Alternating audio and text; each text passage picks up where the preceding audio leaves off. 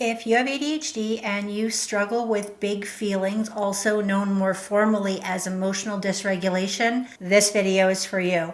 In today's video, I'm going to explain the cognitive reason why your ADHD big feelings, when they're flared up, are actually making your executive functions work less effectively than if you were cool, calm, and collected. For anyone who doesn't know me, hi, my name is Sara Kelly. I'm an ADHD mindset coach, and I come out with helpful videos specifically for women late diagnosed with ADHD every single week. If you're not already following my channel, please hit that subscribe button and turn on your notifications so that you never miss a video from me. Before I get into the reasons why ADHD, big feelings, emotional dysregulation gets in the way of our executive functions, I want to let you know that I'm also going to leave you with 3 tips and tricks that you can use right now today that are ADHD friendly. The first way that emotional dysregulation can get in the way of our executive functions is cognitive inflexibility. And what this basically means is it's difficult for us to shift our attention when we're emotionally dysregulated, as well as adapting to changes in environments. Cognitive flexibility is a key component in executive functions, which involves the ability to switch between tasks and also perspectives. Number 2 is reduced impulse control. A lot of people with ADHD struggle with impulsivity. So when we're emotionally dysregulated, that is impeded even further. Controlling impulses is crucial for managing goal-directed behaviors. As well, because of our impulsivity, when we're emotionally dysregulated, we might send that angry text or press send on that angry email, or maybe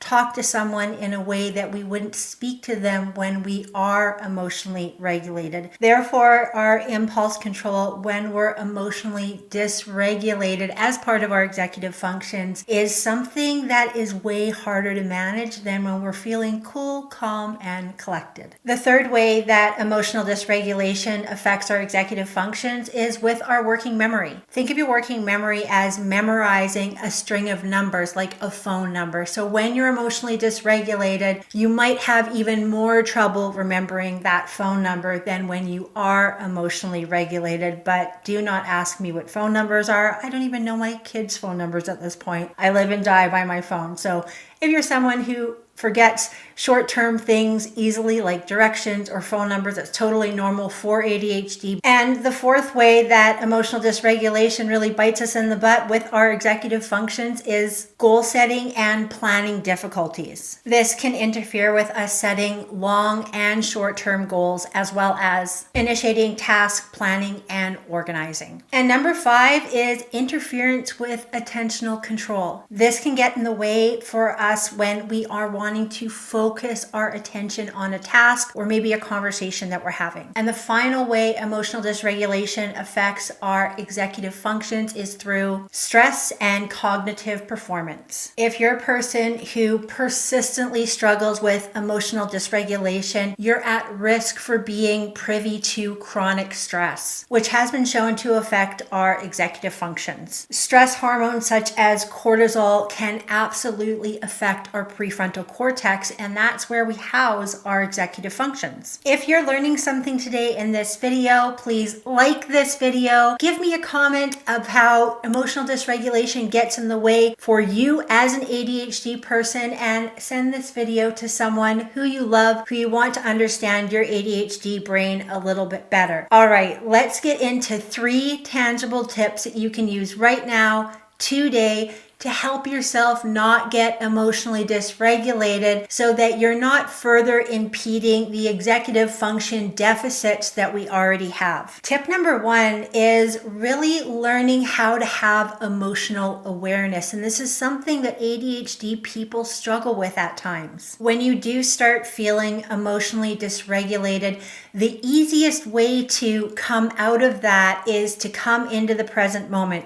Because when we're emotionally dysregulated, we are either reliving something that happened in the past, maybe because of rejection sensitivity dysphoria, or we are anticipating something that could happen in the future that may not be in our favor. So when you feel emotionally dysregulated, especially if you can catch it early on, name the feeling and be okay with it.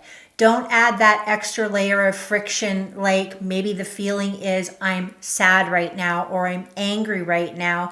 Say that and sit in it and be okay with it. Adding an extra layer of friction like, oh, well, I always get mad and I'm always sad and why am I like this? That's not going to help you get out of that negative rumination. It's going to keep you in it longer. Journaling is also a great way to get your feelings out on paper. Sometimes just releasing those feelings, either by verbal processing with a safe friend or loved one who's not going to tell you that you're too much or you're catastrophizing a situation, but it's going to validate your feelings and allow you to verbally process them, can be really, really helpful. And if you don't have a person to do that with, journaling works amazing. I love my emotional journal where I can just dump what's going on in my life that's not working in the present moment to gain perspective, but also to release those big feelings that are trapped inside me. The second tip that I want to offer is the power of the pause and reflective techniques. The power of the pause is pretty self-explanatory, and I have talked about it in other videos, but in case this is the first time you're here, it is taking space, physical space,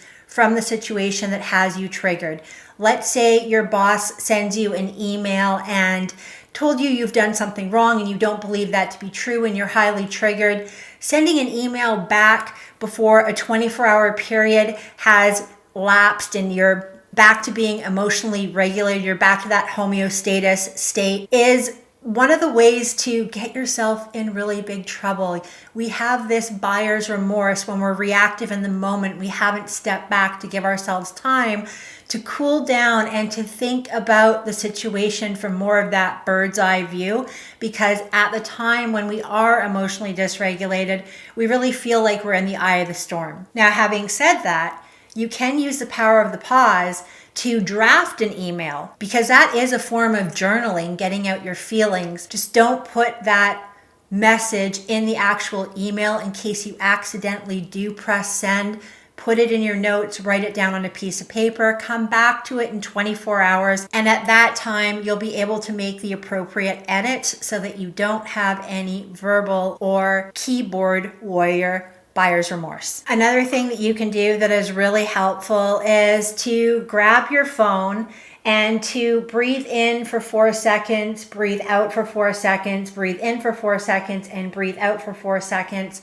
This is called the box breathing technique. Make sure to take long, slow, deep breaths, and that will help you calm your nervous system faster, especially if you're feeling really heated in the here and now. Now, my final tip is more so when you get emotionally dysregulated because maybe you're feeling overwhelmed, you have too much on your plate, and you don't know how to handle it. And that is to create structure as well as routines. Predictability allows us to be emotionally regulated. Sometimes it's things flying at us that we're not expecting that lead us to feeling emotionally dysregulated. So the more you can have a routine in your life, the easier life will be and the less emotionally dysregulated you will get. Now, when it comes to working on a project, whether it's for school or work or in your home, planning before you start that project, how long will you work on it, breaking the task down into bite-sized manageable pieces allows us to keep more emotionally regulated, because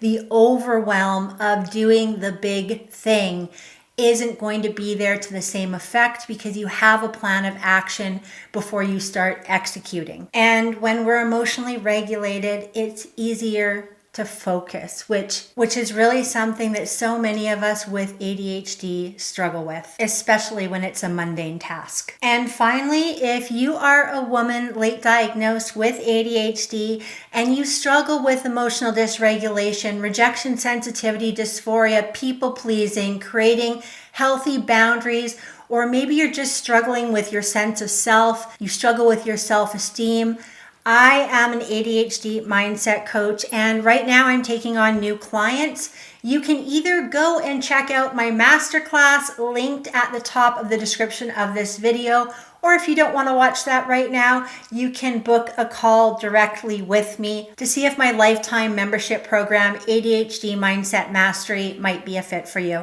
Thank you so much for watching this video, and I will see you next week in the next video.